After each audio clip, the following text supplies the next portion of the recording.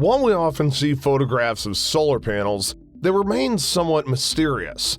What I mean by that is, it's unclear to a naked eye what a standalone solar module is capable of. How many panels does it take to power a house?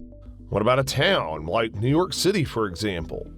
And if we go further, how many panels would be able to provide enough energy for the entire United States? How much land would such a system require? And how about building a solar installation for the entire world? Let's start small. Here's a solar panel. Modern panels are rated at around 350 to 600 watts of power. The amount of energy that one panel produces in a day depends on its positioning, the weather, shading, and a number of peak sunlight hours in the area. Peak sunlight hours isn't the same thing as daylight hours. It's the time when the panel gets maximum irradiance and thus works at its full potential. Let's say we have a 500-watt solar panel in LA. It's installed correctly and nothing shades it. The average number of peak sun hours per day is 5.6. So we'll multiply that by 500, and thus our 500-watt solar panel can generate approximately 2.8 kilowatt hours per day. That sounds pretty good. How can we use these 2.8 kilowatt hours? Well, it's enough to run an electric stove for 1 to 3 hours, or for example, you could watch a 50-inch TV for 24 hours with it. An average American house requires around 900 kilowatt hours per month, which is roughly 30 kilowatt hours per day. A 5 to 6 kilowatt solar system often covers these needs, and you would need from about 12 to 20 panels to build it, depending on which models you choose. Now that sounds great. Let's try then to power the Big Apple with solar panels only. On average, New York City needs about 51,000 gigawatts or 51 terawatt hours per year. That's around 4.25 terawatt hours a month and roughly 140 gigawatt hours a day. That's how much our imaginary system will need so as to produce daily to cover all those needs. The average number of peak sun hours in New York State is at 3.8 hours. Thus, we'll roughly need a 40 gigawatt system.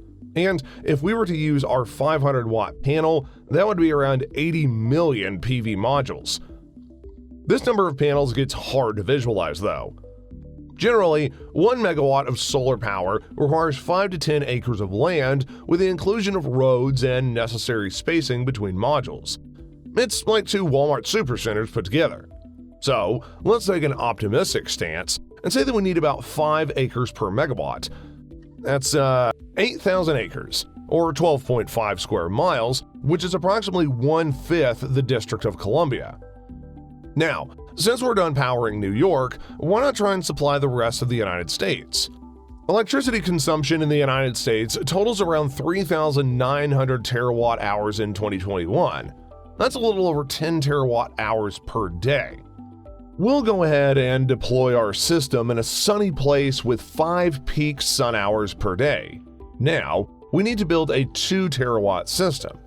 2 terawatts is 2 million megawatts, so we'll need 10 million acres of land. That's about 15,625 square miles. That's more than Massachusetts, Connecticut, and Rhode Island combined. Let's just finish up powering the entire world with solar panels, just for fun.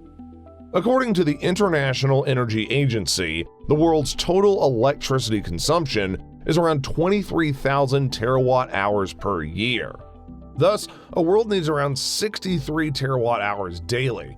So, let's say with that we build an installation in a desert where panels would receive 7 hours of full irradiance per day. That means that we'll have to build a 9 terawatt solar system.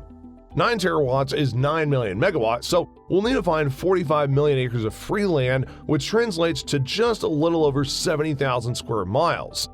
That's actually bigger than the majority of European countries. So imagine a state like North Dakota or Missouri, but fully covered in solar panels. Most of this, of course, is just funny numbers. However, it's worth mentioning that right now, efficiency is the one thing where solar panels lag behind other energy types.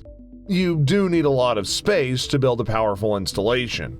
Still, panels get more modern and more efficient as time goes by, which means that you'll get more energy for less space.